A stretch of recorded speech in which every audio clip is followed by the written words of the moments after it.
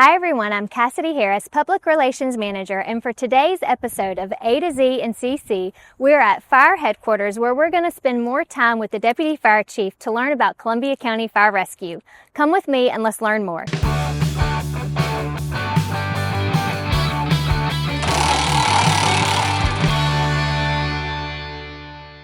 Today I'm joined by Deputy Fire Chief Brent Willis, and we want to talk to you about Columbia County Fire Rescue and their specialties and what it takes to be a Columbia County firefighter. So if you would, Chief Willis, talk to us about how the number of calls has increased dramatically over the years, and it's gone from structure fires to medical calls. You also respond to traffic accidents. Why is that? Talk to us about the calls you respond to.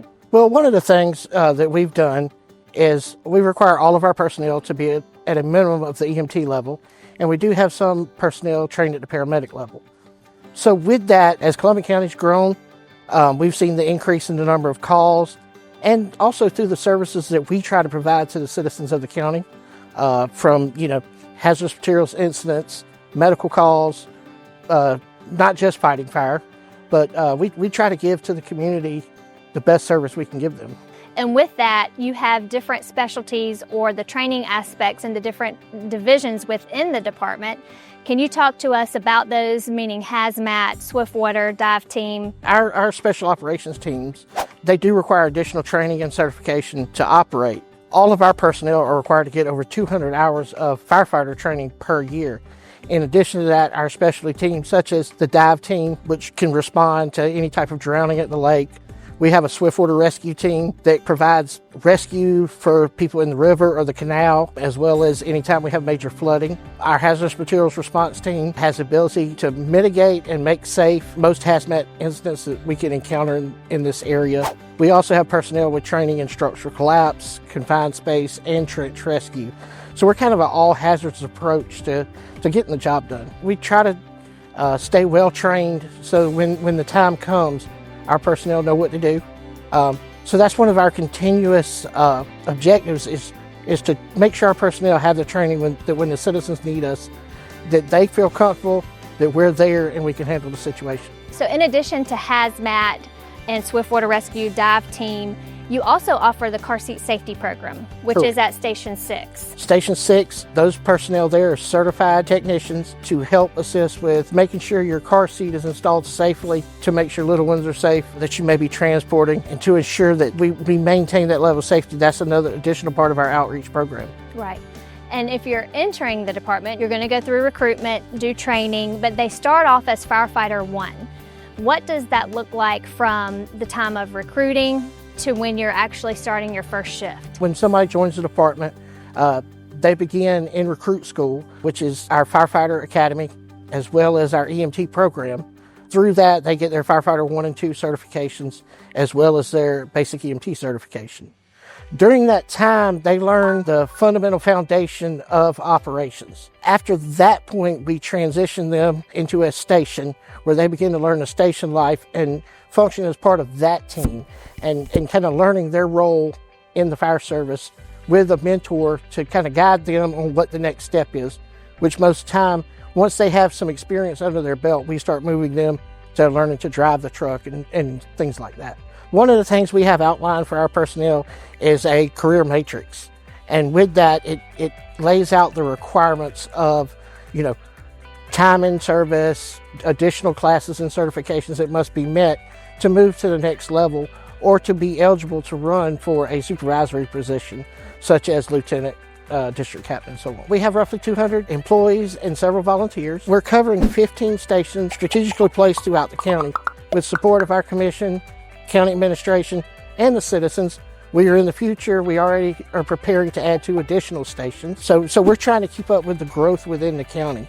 Of those 15 stations, every station that we have has an engine company in it. 2 of those stations right now have a ladder truck, and they're kind of in our higher populated areas. One of the things we have ordered through SPLOST is we're waiting on an additional ladder truck for the western portion of the county, which will help us with the larger growth out towards the White Oak Industrial Complex. Additionally, given what's been going on lately with the number of wildfires, we do have 4 smaller rush-type wildland attack vehicles that we send with our engines to help us get in the tighter spaces of the woods to assist with those fires and try to combat them quickly.